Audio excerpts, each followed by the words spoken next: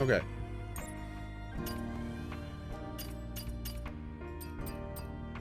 I'm gonna save. I'm gonna save. Let's do.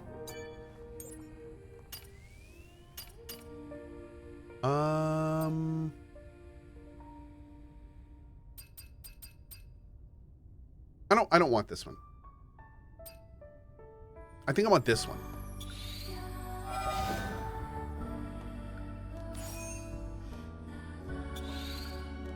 I want to try this one. Imaginary exponent.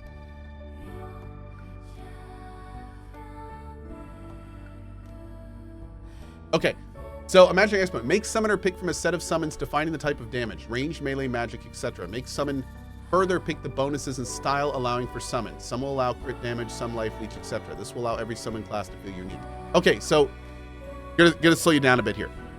Quick reminder about how Emberville works. So Emberville has like a big list of skills, like slashing, blunt, block, athletic, armor, light armor, heavy armor, that kind of thing. And as you use those items, those skills go up, right? You've gotten better at slashing, 6. You've gotten better at light armor, 11. So as you progress through the game, you do not pick a class when you start Emberville. There is no class picking in Emberville. Eventually, you will get someone in your town who says, you know enough about these skills that you could be this class. And then when you qualify and you get that class, you start earning experience in it. And a class is kind of like a set of passive and active skills that you then can level up and use. And then as you get the classes, as you level them up, you can take skills from one class and inherit them into another. The reason I'm saying this is because Summoner would be like a class. So it would have like, you know, a set of passive and active skills. What we would need to do is decide, A, do we want a Summoner? B, would there be one Summoner? Or C, would there be like multiple Summoners? And then how would they work? So like maybe there'd be like a Ranger Summoner that would have like a medium pet. Maybe there'd be a Caster Summoner that did high power elementals. Maybe there'd be a Bard Summoner that had like, that could summon like low level utility summons. So like we need to figure out how we want that to work and everything. But it's the reason I'm saying all this is it's not the kind of thing where we can, it's not going to be like a class is going to have 40 skills. That's not how we want this game to work. We want this class to have lots and lots of classes, and they're all relatively easy to level and get maxed, and then you can mix and match and make your own kind of take on it. That's what we want. We want that kind of thing. Yep. And then of course there's going to be armor and equipment farming and all that stuff as well. Yeah. It sounds an awful lot like how it works in a certain manga that's too dirty to be mentioned here, like word for word similar. Nani? Go on? Wait, you're saying there's a dirty manga that has that class system in it? I need more details. What is happening right now? Jalen is saying yes. Can you PM me the name of that manga? Hey, Cohh. Feeling No, but for the thirsty? record, the Emberville class system is a combination of Yakuza, EverQuest, and about 55 other games. So I mean, like, you know, there's that. But yeah, just like everything in gaming these days, it's not that Emberville is doing anything like brand new. It's more of arranging existing awesome mechanics into something new and innovative, and then making that awesome, which is frankly most of game design these days. Yeah. So that's the plan. Basically, I want to make the combat system in Emberville be something I would love and want to play. And that's exactly what we're doing so far. Yeah.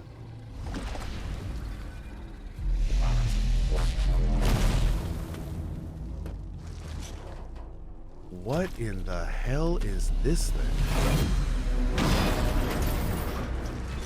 That gold mask has a real Death Stranding vibe to it, though. Damn, look at you. Ooh.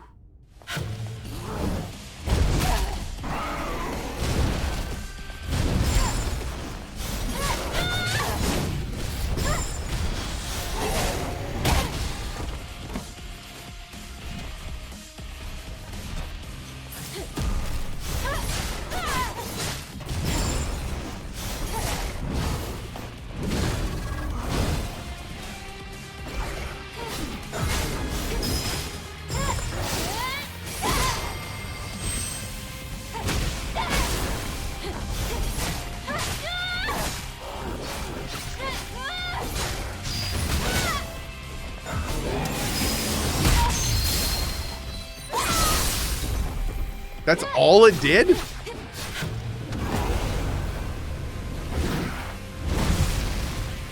And I'm doing like 0 DPS. Oh, he got like, this is like a different phase?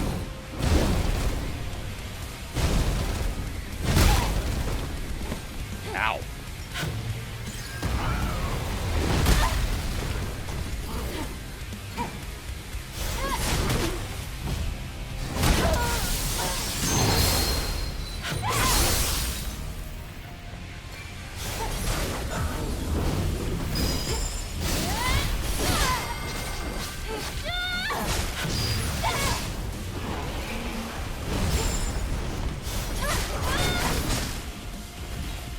Oh, I interrupted him.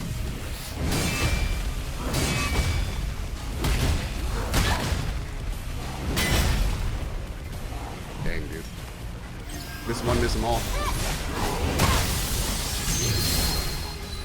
I need a better single target burst.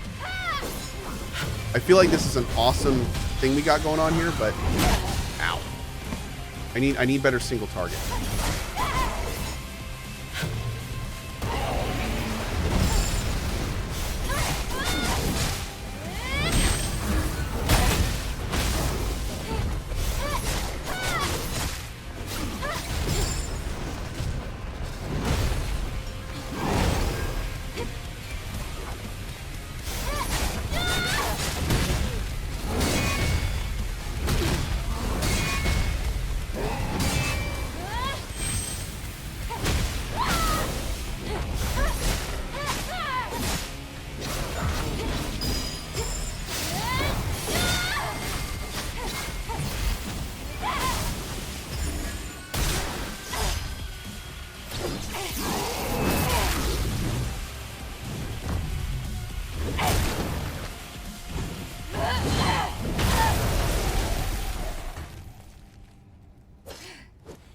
Okay. Dude, that was awesome. That was close. That was a tough opponent. Oh. Eve, you okay? Yes, let's continue. That was awesome. That felt great.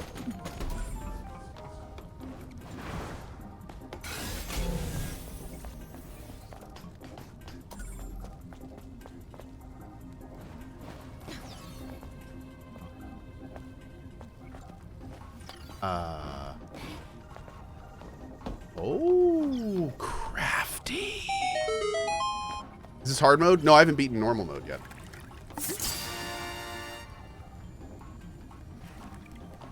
I am taking my sweet ass time with this game. Yep, and it's great. I'm having a really good time with it.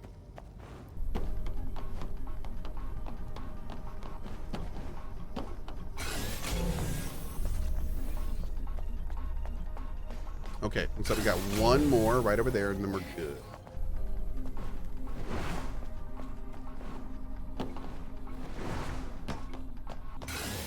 Oh, look at that! Sneaky.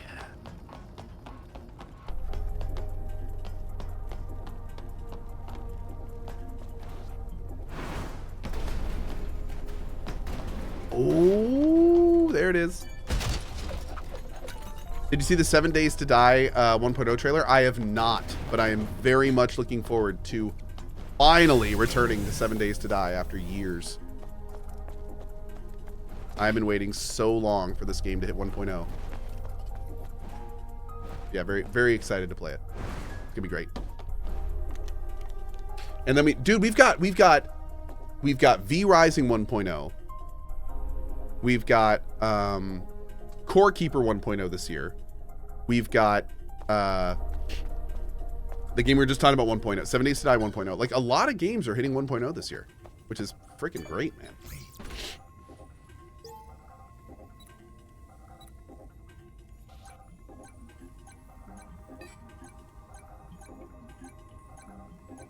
This one is so much harder than the other one. This is the hardest one so far by far. Darkest Dungeon 2 this year also.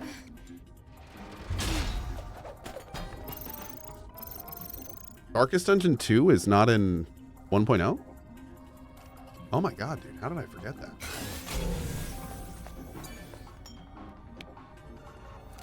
Really? Oh, it's DLC. Okay, I was going to say, I thought we did a full run of that game in 1.0. Okay. It's the DLC. Okay. Okay. I know I'm forgetful, but I was like, okay, I'll believe chat on this one. That's fine. I guess that was early access. Okay, whatever. Songs of Conquest. Oh, we did the EA of that.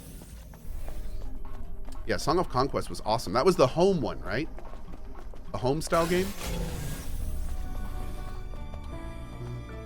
Let's do this. Yeah, yeah. No, is Satisfactory hitting 1.02? Really?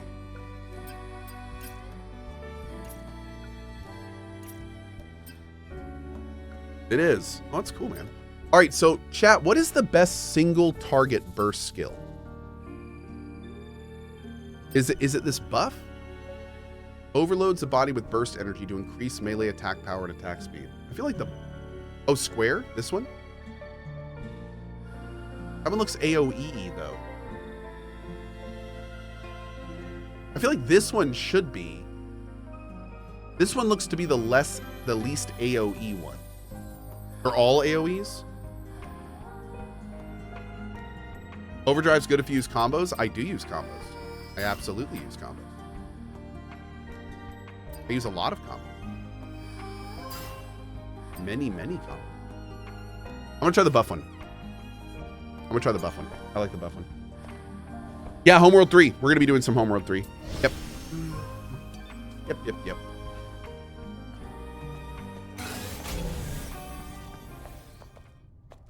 A lift route without an actual lift. What? Raziel did. Oh, nothing. Did talking about Terraria make you miss it? All over it.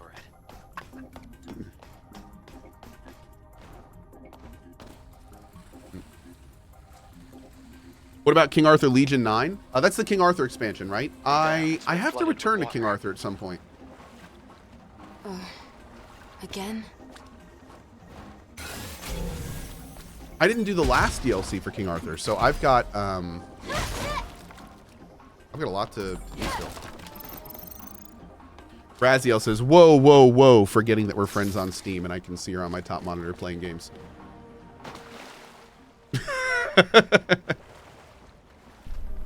Mm-hmm. Is this game any good? Yes. This game's awesome.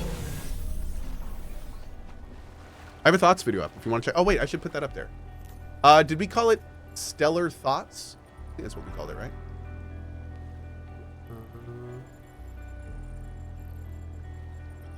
Yeah. There it is. Perfect.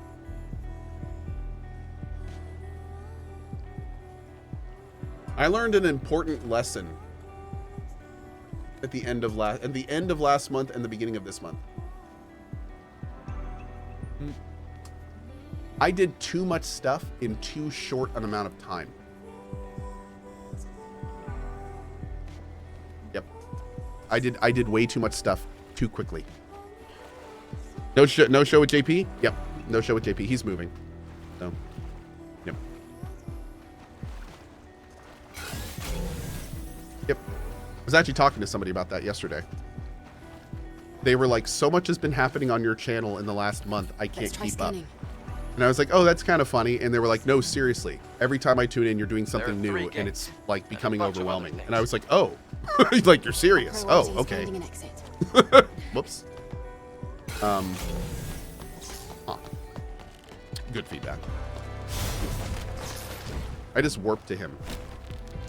Yeah.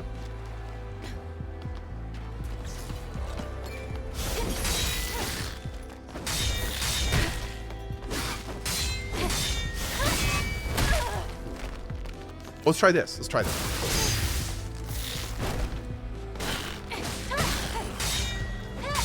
And that is a lot faster.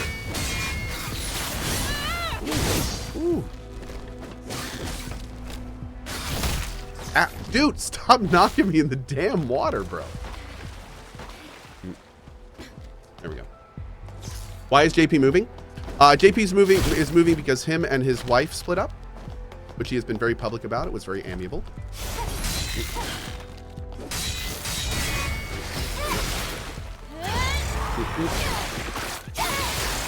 Yeah, and for the record, him and his wife have been very public about it. It was an amicable dual decision.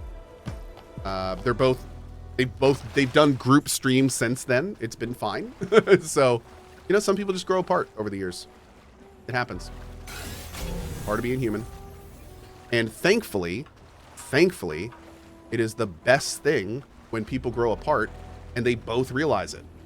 So honestly, like I see a lot of people in chat saying, oh no, that sucks, that's sorry.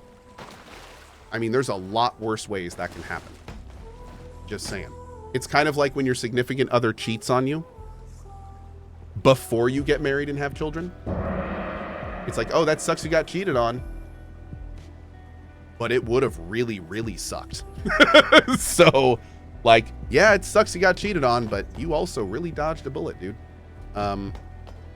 Like, don't feel bad about that. It's still sad, but it could have been a lot worse.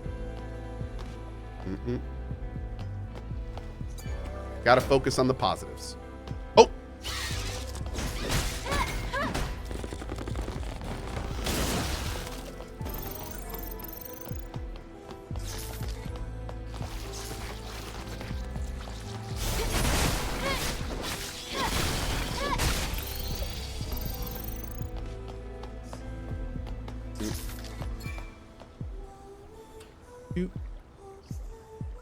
When a wife says a split will be amicable, that means she was cheating on him for months and wants time to find a good lawyer.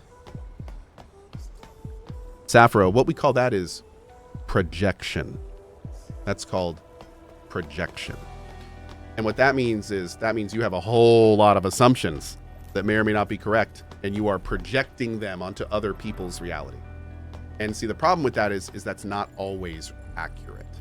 It doesn't always work. So you might want to curb that in a bit.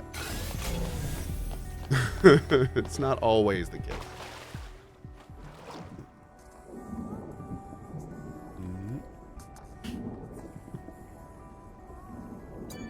How do you feel about the Helldivers controversy? No winners.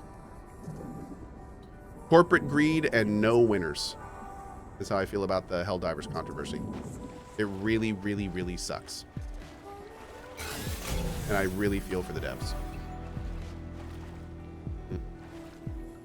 Saprax, no, she did not. If she, I mean, okay, I am done talking about JP's former relationship. If you have anything else to talk about it, please go ahead and talk to them about it.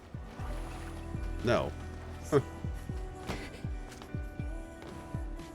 Yeah, and just to be perfectly clear, that note to that guy about the cheating had nothing to do with what we were talking about with JP and his breakup. No. I saw someone in chat was confused about that. That was not related. No. If there was any of that going on in that relationship, it's not public. I know nothing about it, and it's none of our business, to put it frankly. And it will stay that way. How do I get this thing? There we go.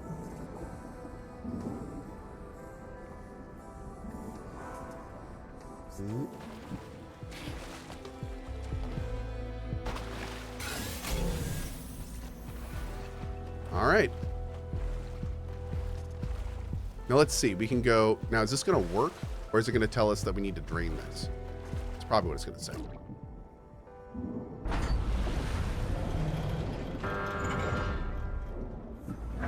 Just forget about the broken door for now. Cool. Aranim, thank you so much, buddy. I appreciate you, dude. Thank you, thank you.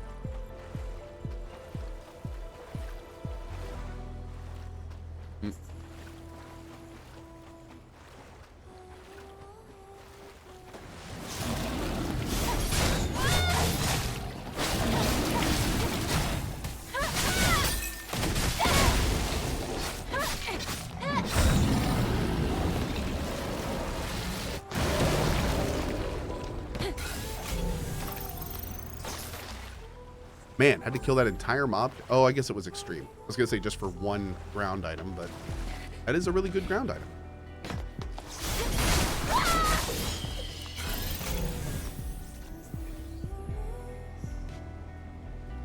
Okay. How come you don't like swimming? I don't really know. I guess it just makes me think back to when I was born. Aren't the waters here on Earth usually Traveler, 1 sec. contaminated? Well, it isn't great for our bodies. Just the thought of cleaning this drone is making me dizzy. How can a dev team get out of this situation if the publisher Sony just goes crazy? You can't. So that's the problem. Whenever a company picks a publisher, there are generally lots and lots of contracts signed. The more AAA the company, the more their contracts are going to lock down that dev's ability to get out of them at any type of non-huge disadvantage to themselves. So could the Helldiver dev team get out of this contract? I mean, not by keeping any of their IP or anything like that. No, they wouldn't. The short of it is the way you head off stuff like this, and I know this sounds completely reductive, but the way you head off stuff like this is that you make sure it doesn't happen in the first place. So with Helldivers 2, they should have mandatory had PSN account stuff at the beginning, or they should have never turned it on at all, or they should have made it totally optional and incentivized people to do it. But this whole idea of like, well, we said it was going to be required, but we didn't really do anything about it. And now a week, what, three weeks later, 4 weeks later, now we're doing something about it. That's complete BS.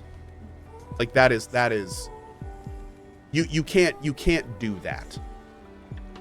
You can't 3 months later, thank you. You can't say I'm gonna, basically when the game came out, it said you have to have PSN to have this, which lots of games do. It's not the only one that says that. They didn't require it. They sold the game hundreds of thousands of copies in places where PSN does not exist. And then they said it was required. And that is bullshit. That part of the whole thing is just like, what are you thinking? Like that's insanity. That's actual insanity. That's like fraud. You know, we're getting into like fraud territory at this point. So is there anything that the Helldiver devs can do about that? Not really. No, but Sony is going to have to deal with it. And I mean, the only thing that they can do now is just make sure the world knows that they have no control over the situation. Now, I do want to say this though. I do want to say this. You can't completely say the devs are okay here. There's a lot of arguments to be said on if they should have been more in control of the situation.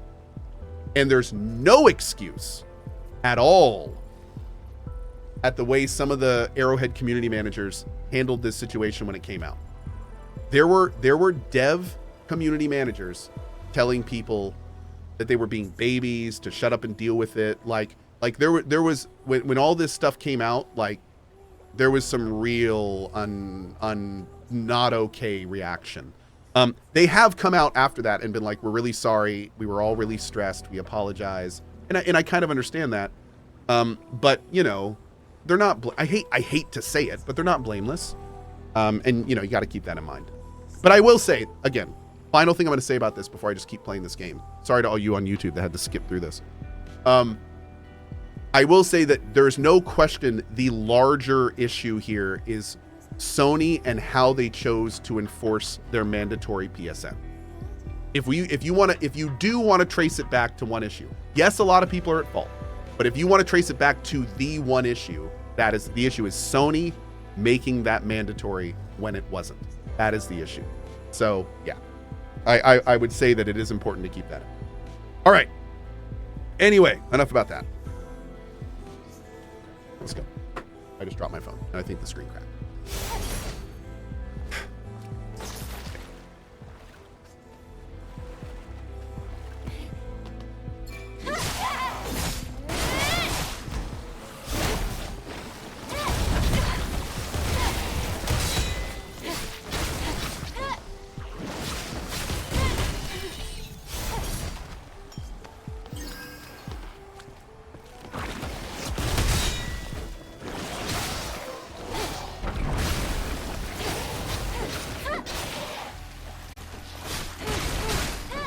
There we go.